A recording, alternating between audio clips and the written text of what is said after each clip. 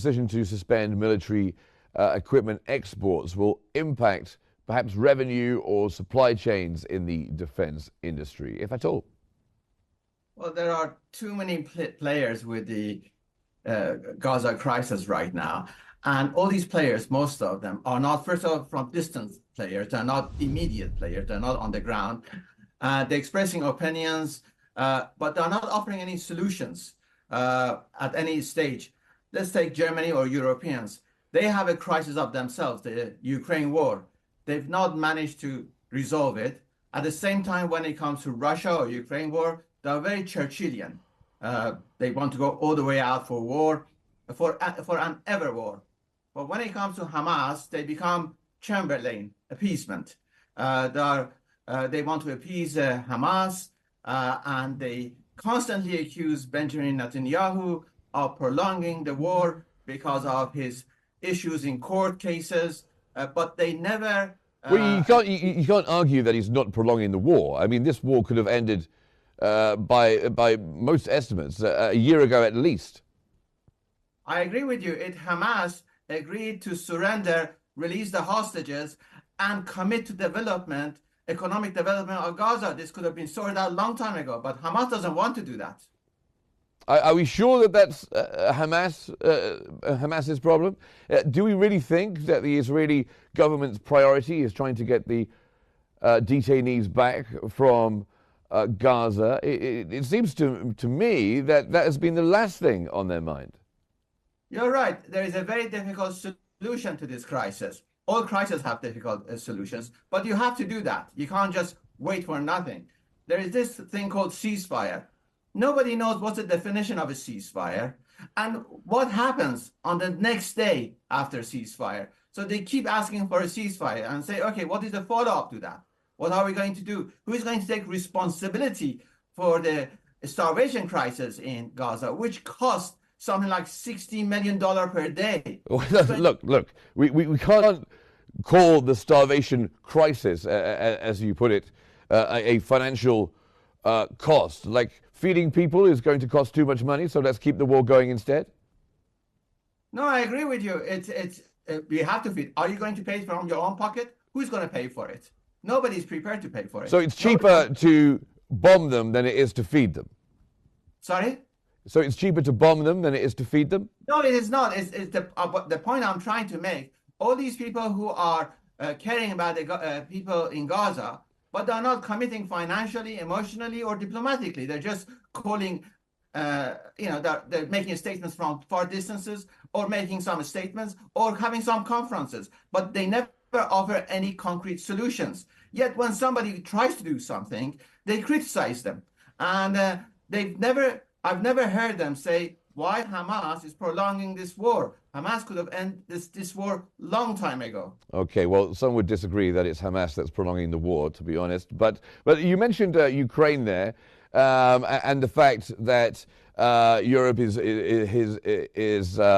okay to give weapons to Ukraine, but now Germany, of course, stopping weapons to Israel if they're going to be used in Gaza, apparently. I'm not quite sure what that caveat means. But what do you mean by that? Are you saying that that Ukraine is not a viable place to give weapons to? No, what I'm trying to say is the Europeans have lost the expertise to resolve conflicts. They don't know how to resolve conflicts. They just don't know it. If they could have done it, they would have done it with Ukraine war. When it comes to geopolitics, Europeans are a disaster right now. They're not involved in anything. They haven't resolved any conflicts in even recent times. For example, the Pakistan, India, the Rwanda, and Congo. You find all these ones. None of them they've ever been involved. It's been only the Americans who've been involved, and yet the Europeans have the loudest voice. And when it comes to selling arms or even buying arms now, it seems Germany and NATO buying arms from the United States in order to give them to Ukraine. How do you view that? It's a very strange set up for NATO, that one of the NATO members, the United States, is now selling arms to other NATO members to give to Ukraine? Well, this is again the Europeans' fault. They've always outsourced their security to others. As you said, with NATO, Europeans have outsourced their security to NATO, which was mostly financed by the Americans. If you get in case of Iran nuclear program, the Europeans had outsourced it to the Israelis to sort that out. When it comes to the Red Sea, the security of Red Sea has been outsourced to the US Navy. So Europeans have a tendency, they want security, they don't want to pay for it, but when there is they also want to be heavily involved in diplomacy and also the negotiations. But when it comes to the conflict or to pay the cost of it or emotionally be involved with it, no, they're not there. It's just they're there in just attendance. And do you think this decision by Germany to halt its selling of weapons supposedly to Israel is going to have broader ripple effects perhaps on trade relations with Israel?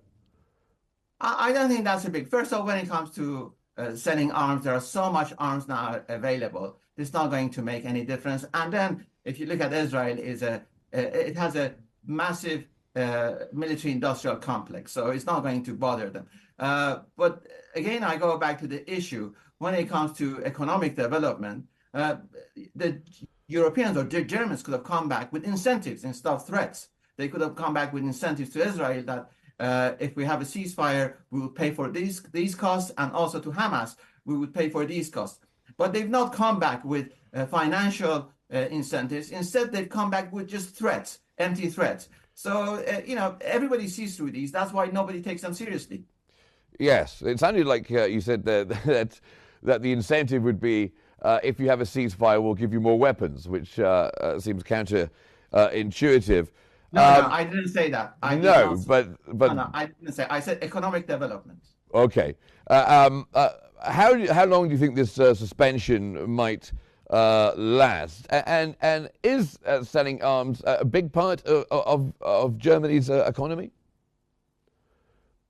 Well, Germany is trying to reindustrialize itself further because it's losing the US market, and a lot of car manufacturers might move from Germany to United States because it's cheaper to be there for the energy cost, and also if they are producing their cars there, they don't have to pay the tariffs. So there is that issue that lots of manufacturing could be moving or would be moving, relocating to United States. So in that case, Europe as general is trying to expand its military industrial complex, and there are competition for that from Poland, from Romania, Germany itself. So they want to have this huge military industrial complex and use that and name it under reindustrialization.